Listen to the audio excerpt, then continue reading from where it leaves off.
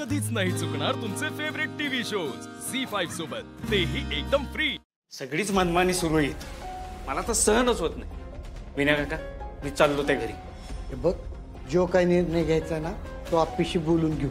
म्हणजे ती म्हटली राहा तर राहायचं का? नाही विनय काका, सरकारांबरोबर एका घरात मी राहू शकत नाही, सांगून ठेवतो। बाबा, माझ्याशी तरी एकदा बोला ना तुम्ही। अगं आपे, ज्या गोष्टी माहीत आहेत त्याच्यावर काय बोलायचं आता? हो बाबा, मला तुमचा राग समजतोय, पण काय पण असेल आपे, हंबीर बरोबर या घरात मला राहणं शक्य नाही। बाबा, असं नका ना बोलू तुम्ही। आपे, अगं हंबीरनं काय केलं हे तुला माहीत आहे ना, आणि सगळ्या गोष्टी माहीत असताना माझ्या बायकोच्या मारेकऱ्याबरोबर मी कसा राहू या घरात?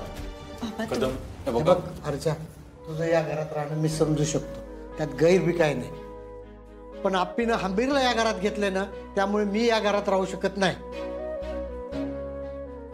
कदम, तुमचं म्हणणं बरोबर आहे, पटतंय मला। अर्जुन, मी पण विनय काका सोबत हे घर सोडून चाललोय। सर, आहो तुम्ही अपर्णा, अगं का बोलवलंस तू सरकारांना इथं? आत्ता कुठं आनंदाचे 4 क्षण आम्ही अमोल सोबत घालवत, त्याचा मिठाचा खडा पडला। आपला आनंद तिला कसा बघवल ना, आधी पण बघवला नव्हता आणि आता पुन्हा तेच। अपर्णा, अगं तुला माहित होतं ना आम्हाला नाही आवडणार सरकारांना तू इथं बोलवलेलं, का बोलवलंस तू? सर, आहो मी का बोलवेन त्यांना इकडे? माझ्यावर विश्वास ठेवा, मी नाही बोलवलंय। वा, म्हणजे त्यांना अचानक झटका आला आणि ते उठून इकडे आले, हो ना? असंच म्हणायचंय ना तुला? रुपालीताई, दीदी कधीच खोटं नाही बोलणार, आणि जे काय असेल ते सरळ बोला। सरळ बोलून कळतं का तुझ्या बहिणीला?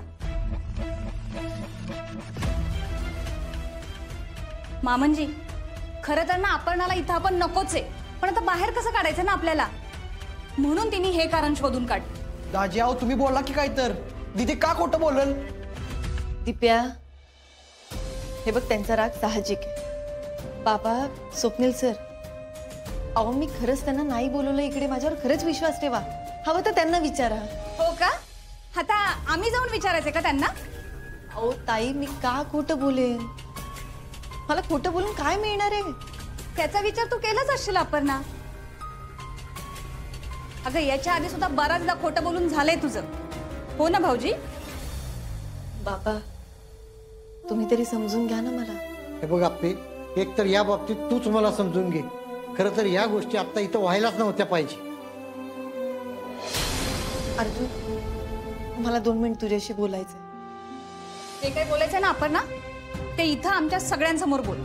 वहिनी, 2 मिनिटं आम्ही बोलतो जा।